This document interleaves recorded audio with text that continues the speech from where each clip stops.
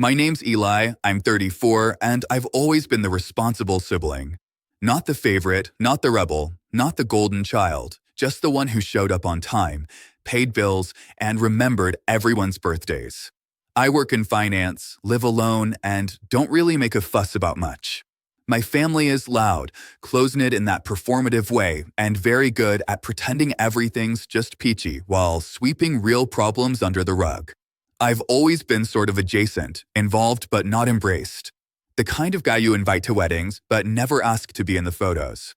Growing up, my brother Mason was the star. Charismatic, reckless, and always getting himself into some kind of trouble, but somehow he always landed on his feet. He had this smug charm that my parents ate up like candy. Even when he dropped out of college, blew through 2 jobs, and ended up moving back home at 28, they still defended him like he was the second coming of Einstein. I, on the other hand, paid my own way through school, held down the same job for over a decade, and helped cover part of their mortgage when Dad's hours got cut. But none of that ever seemed to matter. At least not enough to earn me a seat at the metaphorical head of the table. Still, I never really let it get to me. Or at least that's what I told myself. I kept my head down, sent the checks, replied to the texts, showed up for holidays, and smiled through the small jabs that always came dressed as jokes. Eli, you're so serious. Loosen up, man. We figured you'd be busy. You're always working. I took it in stride. Part of me hoped that if I just kept showing up, one day I'd be seen as part of the family, not just the one funding it from the background. That illusion shattered last fall. It started with a dinner. Mason had just gotten engaged to a woman named Brooke, who my mom had already dubbed an absolute angel. My parents decided to throw a big celebratory dinner at this swanky rooftop restaurant downtown. Not the kind of place they could usually afford, which in hindsight should have tipped me off. I got a call from my mom a few weeks before. Eli, sweetheart, she said in that syrupy tone she uses when she wants something, we'd love it if you could make it to Mason and Brooke's engagement dinner. It's going to be such a special night. Of course, I said without hesitation. Just send me the details. And if it's not too much trouble, she added, lowering her voice, we were hoping you might help with the reservation. Just to hold it, we'll pay you back. Obviously, I should have known right then that we'll pay you back meant I'd never see that money again, but like always, I agreed. I called the restaurant, booked a private space for 20 people, and gave them my card for the deposit. I didn't mind. Not really. It was Mason's night. And maybe, just maybe, this time I'd feel like I was truly a part of it. The night of the dinner, I showed up right on time, 7 o'clock sharp. I had on a dark navy suit, freshly pressed shirt, new cufflinks I'd been saving. I brought a nice bottle of champagne for the couple and even printed out a custom card with their initials. When I got to the rooftop, the hostess gave me a small nod and gestured toward the private section. I took a breath and walked in. The space was beautiful. String lights overhead, floral centerpieces on each table, a soft jazz band playing in the corner. And there they all were, my parents, Mason, Brooke, her family, a few of their friends. Everyone already had drinks in hand, laughing, talking, clinking glasses. I smiled and walked over, expecting at least a nod of recognition. Instead, Mason turned to me with that familiar smug grin. Oh hey, he said, barely glancing at the champagne in my hand. Glad you made it. Then he pointed toward a folding chair set off to the side, next to a trash bin. Sorry, this table's for family only, he said with mock sympathy. But there's a spot for you right over there. I actually blinked. I thought he was joking. I looked at our mom, who just gave me that tight-lipped smile she uses when she doesn't want to get involved. Dad chuckled awkwardly and raised his glass. Brooke didn't even look up. And then, as if on cue, a few people laughed. I stood there for a second too long. I wanted to say something, anything, but my throat closed up. My ears were hot. I felt like I was 13 again, left out of a group photo at a cousin's wedding because I didn't fit the aesthetic. So I walked to the chair, set my bottle beside me on the floor, and sat down. Alone. I didn't even take my coat off.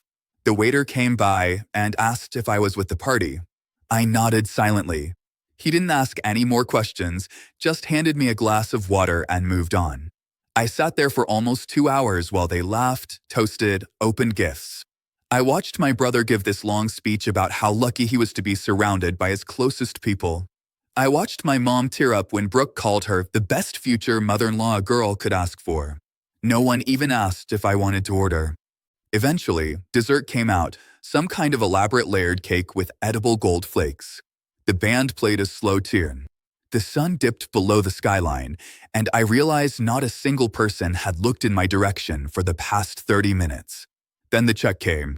I watched the waiter walk toward their table with a little leather folder. He paused, looked around, then glanced down at the credit card on file. My card. I watched him take a few steps toward me. "Excuse me, sir," he said quietly. "The total for the event is $3,218. Should I run the same card for the final amount?" Everyone at the table turned to look. My brother raised an eyebrow. "Oh yeah," he said casually. "Eli's got it." The waiter looked at me, and I smiled. A calm, slow, measured smile. My voice was steady. "Not my table," I said, just loud enough for everyone to hear. "I was told this was for family only." There was a silence so sharp it felt like the air had snapped in half. My brother's mouth opened slightly. My mom frowned, confused. Dad sat straighter. Brooke's dad furrowed his brow. The waiter hesitated. "Sir, you made the reservation." "I did," I nodded. "And I paid the deposit. But I'm not with them. I'm over here at the side table." I stood slowly, picked up my coat, and nodded toward the trash can. Where I belong, apparently. You could almost hear the collective thud of jaws hitting the floor. For a second, nobody moved. The waiter stood awkwardly between tables, holding the bill like it was radioactive. My brother looked like someone had just slapped him with a fish. My mother's eyes narrowed, flickering between me and the check, trying to figure out how this got away from her so fast. "Wait, Eli," she said, her voice low and slightly shaky. "What are you doing?" I shrugged.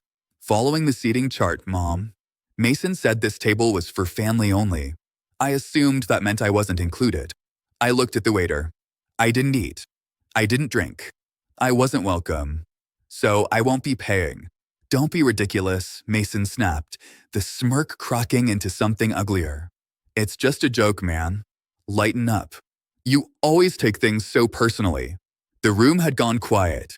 Even the jazz band seemed to be winding down to an awkward hum. All eyes were on me, and for the first time in years, I wasn't shrinking beneath them. "Yeah," I said slowly. "That's the problem. You think everything's a joke as long as it's at someone else's expense." Brooke looked confused, like she was just now catching on that something real was happening. Her father, a stiff man in a blazer who had barely said a word all night, gave Mason a sharp look. "You invited this man to your engagement dinner and sat him next to the trash can?" he asked, incredulous. Mason scoffed and looked to my mom for backup. She straightened in her seat and smiled tightly. "Let's not blow things out of proportion. Eli is just being dramatic. He's always been sensitive." I almost laughed. That was her go-to line. Always. He's just sensitive. He's just tired. He's just overreacting. Any excuse to avoid admitting that something cruel had happened and that they'd let it happen. The waiter cleared his throat. "I'm sorry to interrupt again, but the restaurant needs to process the bill before we close the tab on the private space. If the card on file won't be used, I'll need an alternate." Silence. I turned and started to walk toward the elevator. That's when my dad finally spoke. "Eli, come on. You've already paid for half. You might as well just finish it." I stopped cold. That sentence, that "might as well," snapped something in me. I turned back. "You're right, Dad. I did pay the deposit. I even called 3 restaurants to find one with a rooftop view like Mason wanted. I picked the date around his football schedule. I ordered custom floral arrangements because Mom said fake flowers would look cheap in the photos. I paid the $500 non-refundable deposit without blinking, and I showed up on time, alone, in a suit, to support my brother. I took a step closer, lowering my voice, but not enough to be missed. And what did I get in return? A folding chair next to a garbage bin and a "sorry, family only." I turned to Mason. So now you get to figure it out. You and your real family. Mason's face was flushed now, red creeping up his neck. He stood up, trying to puff himself up, but it just made him look more ridiculous. You're making a scene. No, I said. I'm drawing a line. And I walked away. I didn't even bother with the elevator. I took the stairs, every step pounding with adrenaline and disbelief that I'd actually done it. Outside, the night air hit me like a slap, sharp and bracing. I loosened my tie and kept walking. I didn't know where I was going, but I knew I wasn't going back. I thought maybe that would be the end of it. A bold exit, a few awkward apologies later, maybe even a half-hearted attempt to brush it under the rug. But what I didn't know was just how deep the consequences of that moment would go. Because later that night, long after I'd gotten home, still in my suit, still holding that unopened bottle of champagne like a ghost limb, my phone lit up. First, a text from Mason. Dude, seriously? You couldn't have just paid the check and talked to me after. Then another from Mom. You embarrassed us in front of Brooke's entire family. Was that your goal? Revenge. And then a call from an unknown number. It was Brooke. Hi, she said, her voice quieter than I'd ever heard it. I know we don't really talk, but can I ask you something? Sure, I said cautiously. Did you really pay for everything? The deposit, the flowers, all of it. I paused. Yeah, there was silence on the other end. Then, they told my dad you offered. That it was your idea. That stopped me cold. I never offered, I said slowly. They asked. I said yes. I didn't expect anything back, but I definitely didn't do it for show. Brooke sighed. Well, my dad's furious. He thought you volunteered as a kind gesture, but now he's saying he wouldn't have agreed to the restaurant if he'd known it was being paid for by someone they basically shoved in the corner. I didn't say anything. He said Mason and your parents made him look like a fool. Another pause. I'm not calling to get involved, she added quickly.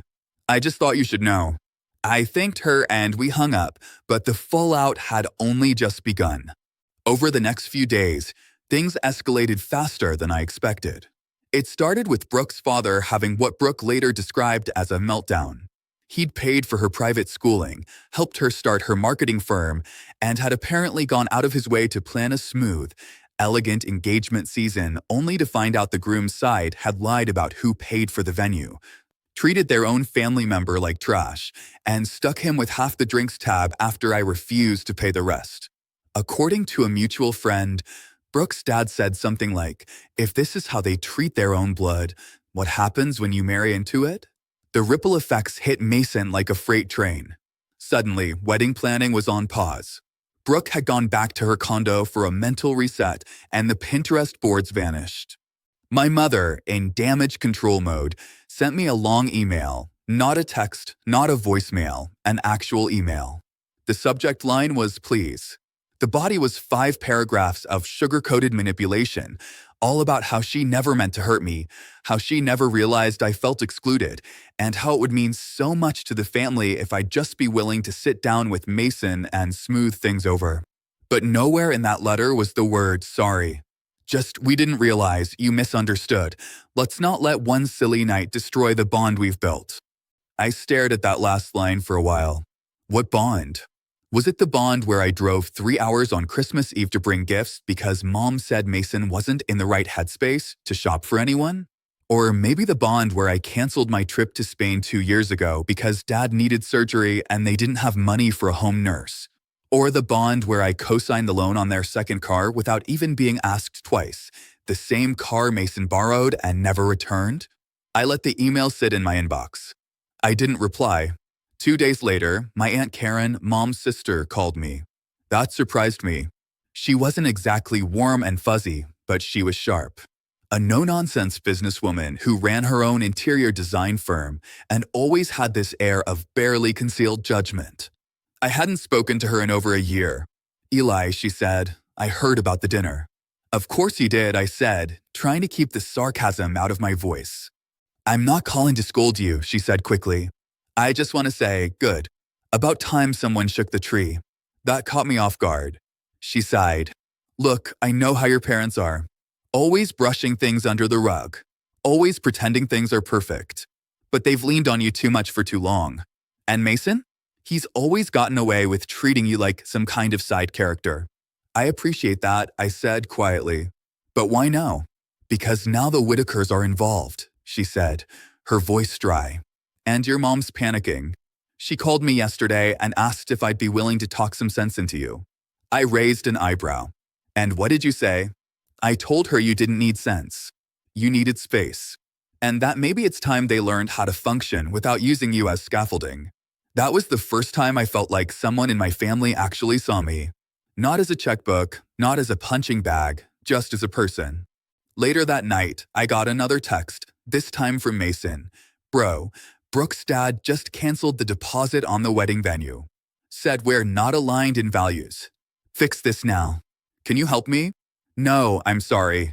Just fix this. And that's when I realized he still didn't get it. He still thought I was a tool in his toolbox, a pressure valve, a wallet with a heartbeat. So I decided to finally fix something, but not the way he meant. That night, I logged into the shared account I'd set up a year ago, the one Mason had used temporarily while he was unemployed. The one he never got around to closing, but had his gym membership and Spotify linked to. And I quietly moved the remaining funds into a new, private savings account I'd started. Not much, just a couple thousand, but it was mine. Funds I'd left untouched out of some vague sense of brotherly loyalty. Then I called the bank and closed the joint line entirely. The next morning, Mason called me 4 times in a row. And when I finally picked up, his voice was frantic. What did you do? I didn't say anything. Bro, I have a date with Brooke tonight. I was going to take her to that place she likes. And my card's bouncing. It says the account doesn't exist. I know, I said. I closed it. You what? You can't just, I can, I said calmly. And I did. You told me I wasn't family, remember? You don't get to use my money if I'm not even allowed at the table. He stammered for a second, then switched tactics. Come on, man. Don't do this. You're jealous. Admit it. You've always hated that I got the attention.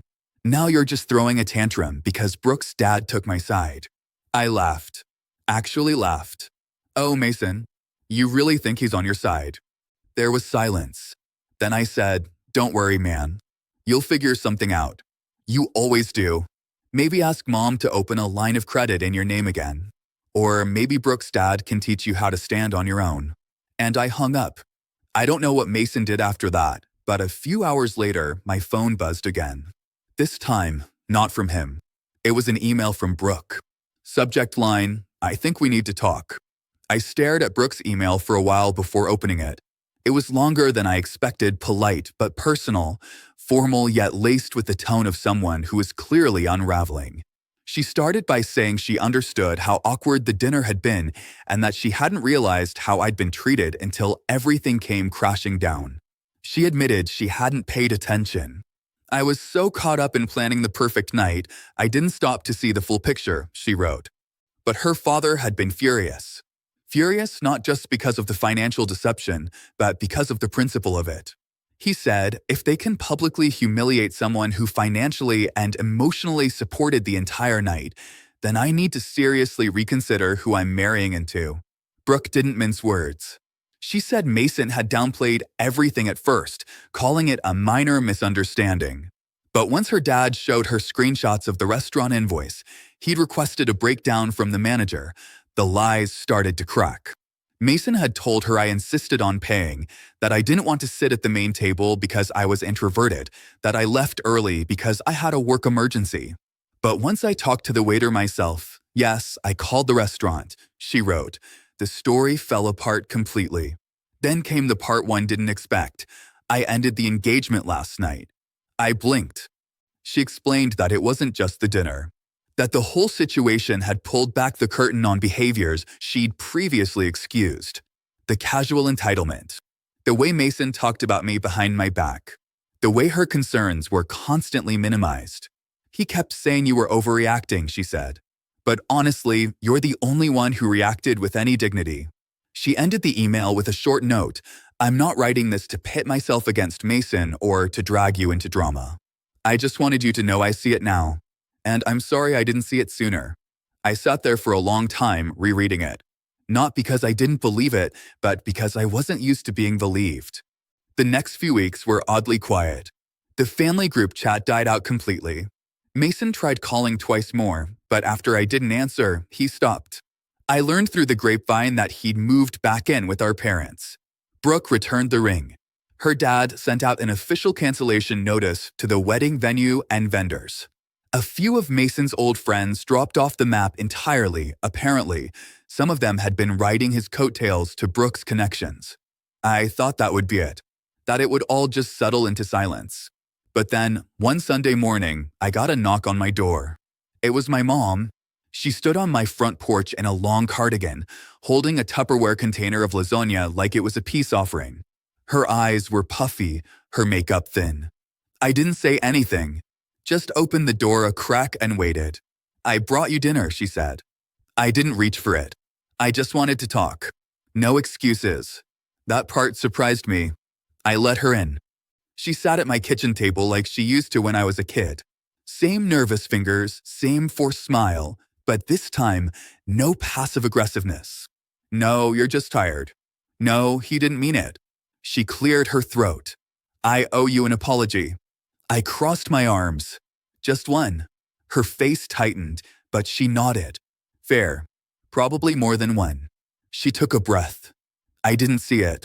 Not because it wasn't there, but because I didn't want to see it. Mason's always been loud. He takes up space. And you? You never asked for anything. You just did. You handled things. You showed up. I guess we started treating you like a safety net. Something we assumed would always be there. "That's the thing about safety nets," I said. "People only look at them when they're falling. Never when they're climbing." Her lip trembled. She looked down at her hands. "Your father and I were wrong. We let Mason get away with too much. We let him treat you like less." I stayed quiet. I know I can't undo that. I know a lasagna and a sorry won't fix years of imbalance. But I just wanted you to know I see it now. And I'm sorry. I watched her for a moment. For the first time in my life, she wasn't dodging or deflecting. She wasn't defending Mason. She wasn't telling me to lower my voice or get over it. She was just sitting there, owning it. I nodded slowly. "Thank you." We didn't talk for long after that. She left the lasagna. I walked her to the door. She didn't ask me to forgive Mason. She didn't ask me to call him. She just said, "Take care of yourself," and drove off. After that, things didn't magically repair, but they didn't get worse either. My parents started sending individual messages instead of group ones. Short ones. Respectful. My mom invited me to Thanksgiving only if you feel up to it, she said. I haven't decided if I'll go. Mason, from what I hear, is back to working part-time at some startup he hates, living rent-free, avoiding eye contact with mirrors probably. He hasn't reached out again, and I'm okay with that. As for me, I started doing more with my time. I took the postponed trip to Spain. I bought myself a new set of noise-canceling headphones. I read books on boundaries, on family dynamics, on quiet strength. I even started seeing a therapist, not because I was broken, but because I realized healing doesn't come from waiting for someone else to say sorry. It comes when you look at your own reflection and say, you deserved better, and you gave it to yourself. So no, I didn't pay the bill that night. But I finally cashed in years of silent debt.